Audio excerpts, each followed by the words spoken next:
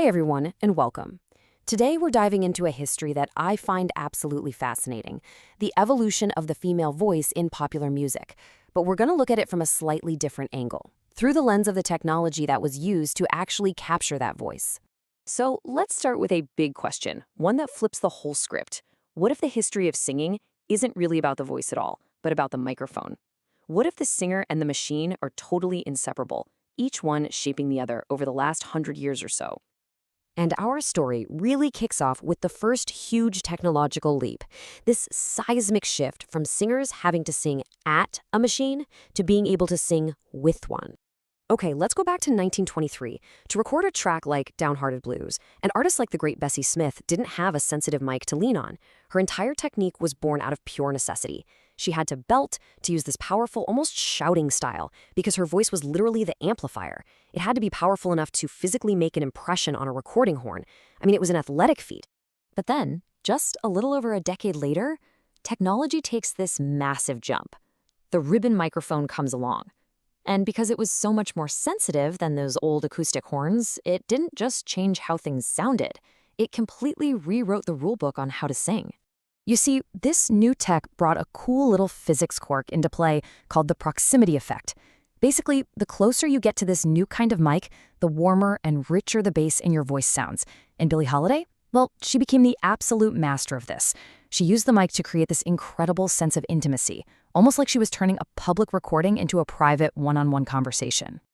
So you can see the huge shift right there. You've got the raw, physical power of Bessie Smith's voice having to act as its own amplifier versus the subtle, intimate, conversational textures of Billie Holiday.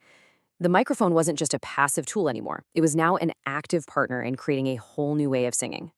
So let's see where this goes next. Because once microphones got even clearer and more sensitive, singers started treating their voices less like a megaphone and more like a virtuosic instrument.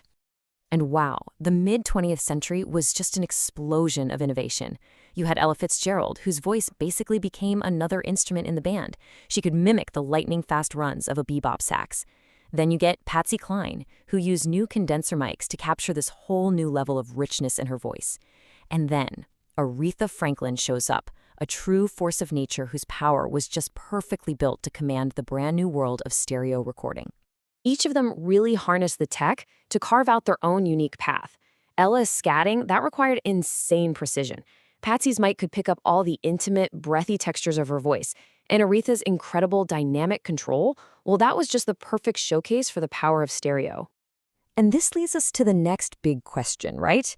If the technology can capture the voice with this much detail, what happens when artists start using the tech not just to record a performance, but to actually build one from the ground up? Kate Bush's Wuthering Heights is the perfect example here. She used multi-tracking, so she wasn't just singing a song. She was literally building an entire sonic world. She was layering her incredible 4-octave range, harmony over harmony, creating this huge theatrical soundscape that you just could not create live. It could only exist in the studio. Now, this whole idea of the studio as an instrument really hits its peak in the 1990s. By then, analog recording tech had pretty much been perfected. It could capture every tiny nuance of a vocal performance with unbelievable clarity, which set the stage for the ultimate display of technical skill. And the technique that defined that era? Melissima. You know, those incredible vocal runs. And Whitney Houston's version of I Will Always Love You is the benchmark. Her flawless control, her breath, her power, all captured with perfect analog clarity, it just became the gold standard for vocal perfection. But you know how it goes. Right when analog technology reached its absolute peak, something new came along that would just shatter that whole pursuit of perfection, sending music off in all these wild new directions. And then it all changed. That warm, perfect world of analog recording was about to get cracked wide open by the cold, precise logic of ones and zeros. The digital age was here. So in 1998, Cheers Believe hits the radio, and it introduces the world to auto-tune. And this is the crucial part. It wasn't used as a secret little tool to fix a few wobbly notes. Nope, it was cranked up to the max to create this deliberately artificial, robotic sound that completely changed how we thought about perfect pitch. Of course, this digital sound immediately sparked a reaction. Just a few years later, you have Amy Winehouse's Back to Black. And what's so cool is that she used modern digital tools to do the exact opposite, to recapture the warm, gritty, soulful vibe of 1960s analog records. It was this conscious choice to sound emotionally real instead of digitally perfect. So that digital fracture and the reaction to it really created the two main paths we see in music today. On one hand, you've got artists embracing technology to push the human voice to new, almost superhuman, athletic heights. That number? That's how many punishing, back-to-back key changes Beyoncé pulls off in Love on Top. It is an absolutely stunning display of vocal power and control, a level of endurance and precision that's almost become the new standard for our biggest pop stars. And this brings our whole journey full circle, because the other path leads us to someone like Billie Eilish, recording a massive hit like Bad Guy in her bedroom.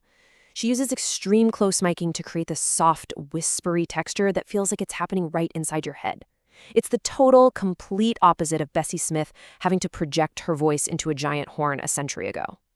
So, here's the bottom line. From Bessie Smith's horn to Billie Eilish's iPhone, the history of the singing voice is really the history of how we listen.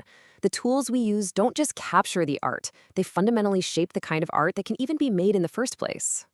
And that leaves us with one last thing to think about. As our tools keep evolving with AI and all sorts of new production software, the question isn't just about how we're going to sing, but what totally new ways of listening are just around the corner, waiting to be discovered. Thanks for joining me.